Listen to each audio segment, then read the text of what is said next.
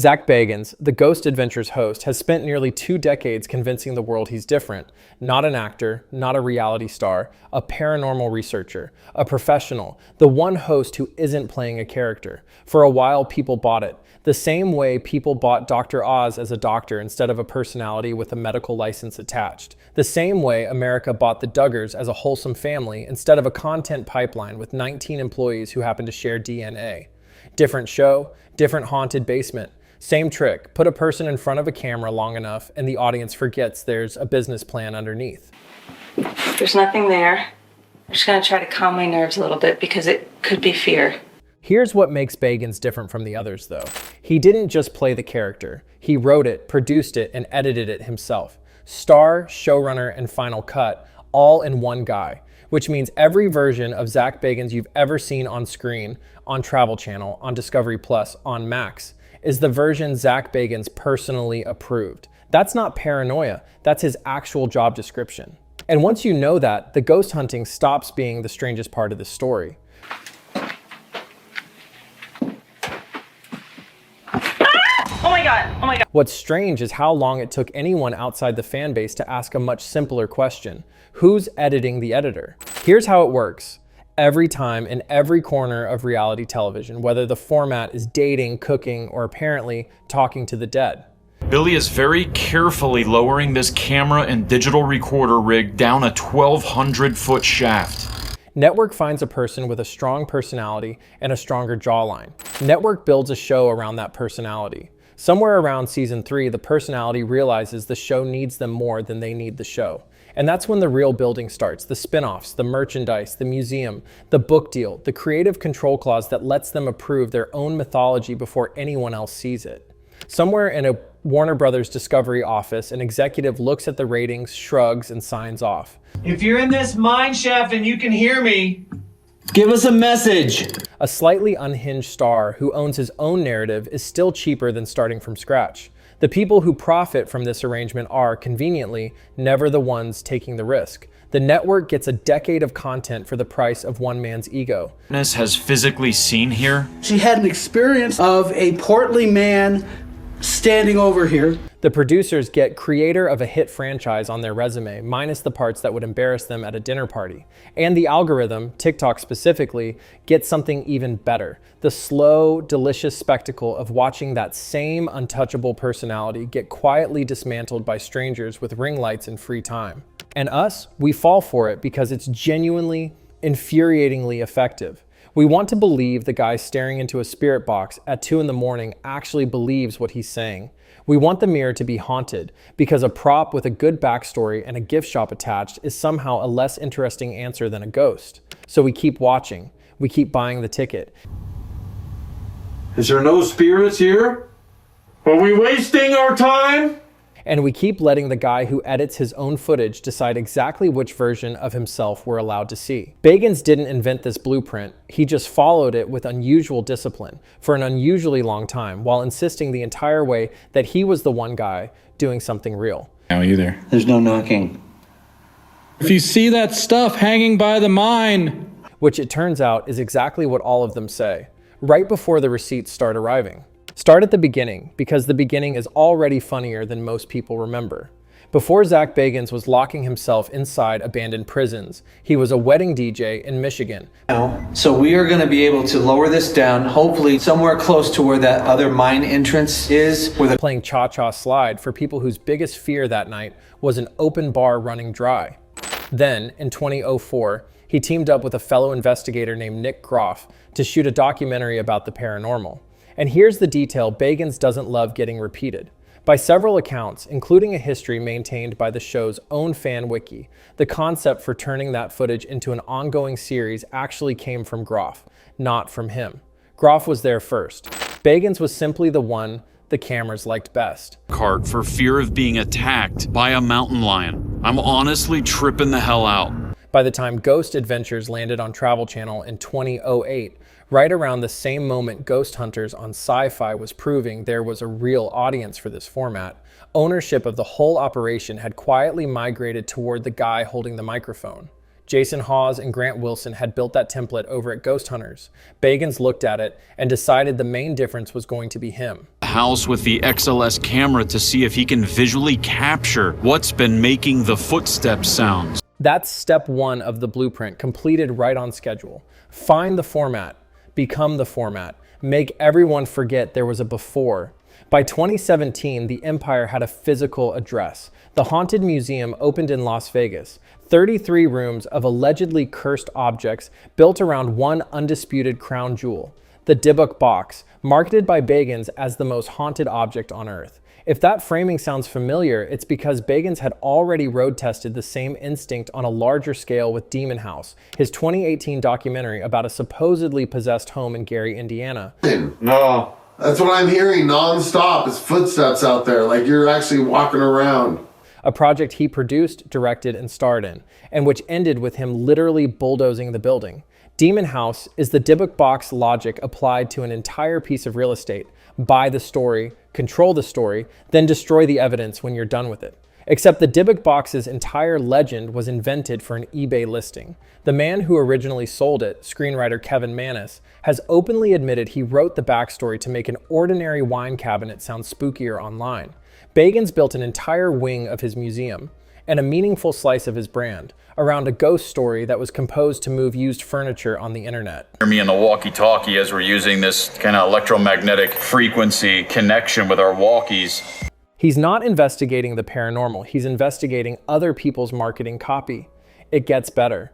Somewhere in that same museum sits a guitar Bagans has claimed on camera electrocuted a 13-year-old boy back in 1979.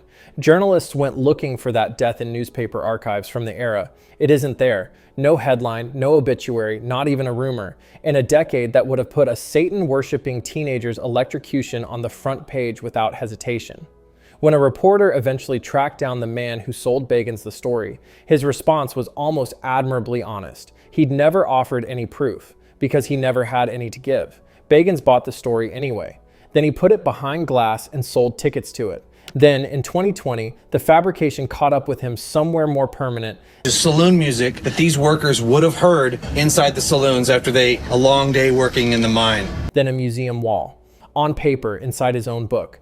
Ghost Hunting for Dummies turned out to contain long, uncredited passages lifted from other paranormal authors, nearly an entire chapter from one writer, more than 20 pages from another, according to a documented review published by Skeptical Inquirer. One of the copied authors publicly took the blame himself afterward, calling it his own oversight for not attributing sources properly under a tight deadline, which is a remarkably generous thing to say about a book with your research in it and someone else's name on the cover.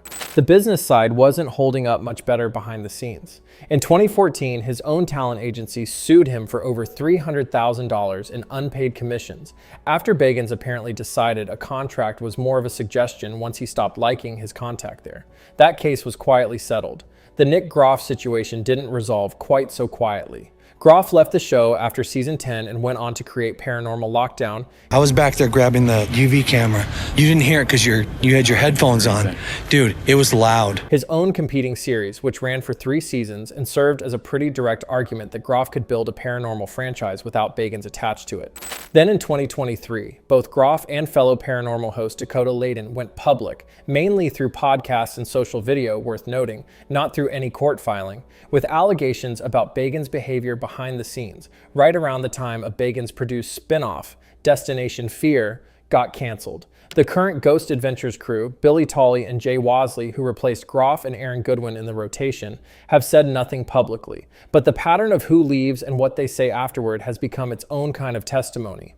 A former guest on the show, Keith Linder, went further in his own interviews, describing Bagans as running what he personally called a mafia-esque operation inside the paranormal television industry. That's Linder's characterization, not a legal finding. But it's a hell of a sentence to have written about you by someone who used to appear on your payroll. Anything within range of it. Play with the device. Billy captures an anomaly shooting right into it.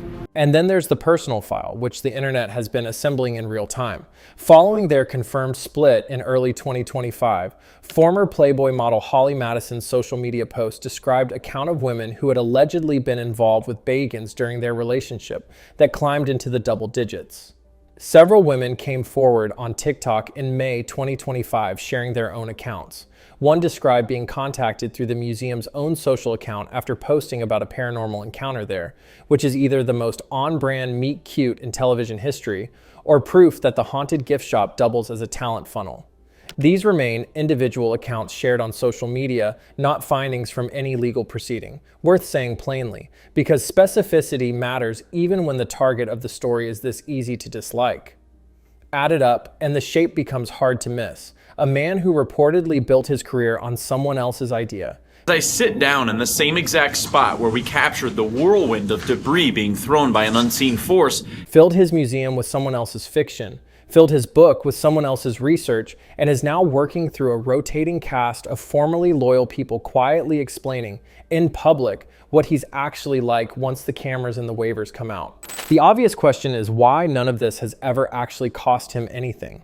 No cancellation, no network statement, no dramatic exit, just a slow accumulation of receipts that somehow never quite adds up to a consequence. The answer isn't mysterious, it's structural. Bagans isn't just the talent on Ghost Adventures. He's the executive producer and the editor, which means the person with the most to lose from a damaging story is also the person with final cut over how that story gets told on his own platform. Strangely drawn to room 109, and it suddenly begins to speak. It wasn't saying anything. Try getting fired from a job where you also run HR. Then there's the museum, which functions less like a side hustle and more like an insurance policy. Television deals get renegotiated, ratings dip, executives move on. A physical building in downtown Las Vegas selling tickets, hoodies, and haunted guitar photo ops does not care about any of that. It generates cash, whether or not the show gets renewed, which means Bagans never had to depend entirely on a network staying loyal to him.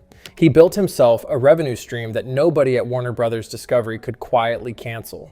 And Warner Brothers Discovery, for its part, has almost no incentive to intervene. Ghost Adventures is a known quantity, cheap to produce relative to what it earns, and Halloween arrives every single year, whether or not the host has a clean track record. Networks don't drop reliable earners over accusations that never made it past a podcast or a TikTok stitch. They drop them over lawsuits with their own name in the headline. So far, nothing here has landed quite that cleanly on Bagans himself, which leaves the fans doing the only enforcement actually taking place, and even that's split down the middle. For every account calling him overhyped and ego-driven, Hold on, just stay put for a second, okay? there's a defender in the replies insisting the haters just don't understand what he's built. That's the real mechanism nobody warns you about. When the accountability structure is this thin, public opinion doesn't converge into a verdict. It just splits into two permanent camps and argues forever. No verdict means no consequence. No consequence means no reason to change. So here's the pattern. Laid bare one last time. Find the format, take the format, build a fortress of merchandise around it so nothing can ever take it back. And let the people who got hurt along the way, a co-creator, a plagiarized author, a string of women, a guest whose episode quietly vanished from the catalog, become somebody else's headline instead of yours. And it suddenly begins to speak. It wasn't saying anything the whole time. It's the same blueprint every burned out reality star has followed on their way down. Bagans just found the one version of it with a gift shop attached and never actually went down. As of 2026, Ghost Adventures is still airing on Discovery Plus and Max. The museum is still open. The Dybbuk box is still behind glass, still terrifying tourists who paid to feel something real. There was no collapse here, no cancellation, no dramatic finale where the truth finally catches up with the man who profited from it. Because here's the part that should actually bother you. This was never a story about Zak Bagans getting exposed. Everyone did their job. The skeptics did the research. The former collaborators told their stories. The receipts piled up exactly the way they're supposed to. Zak Bagans didn't get away with it because nobody found out. He won because nobody with the power to stop him ever actually tried.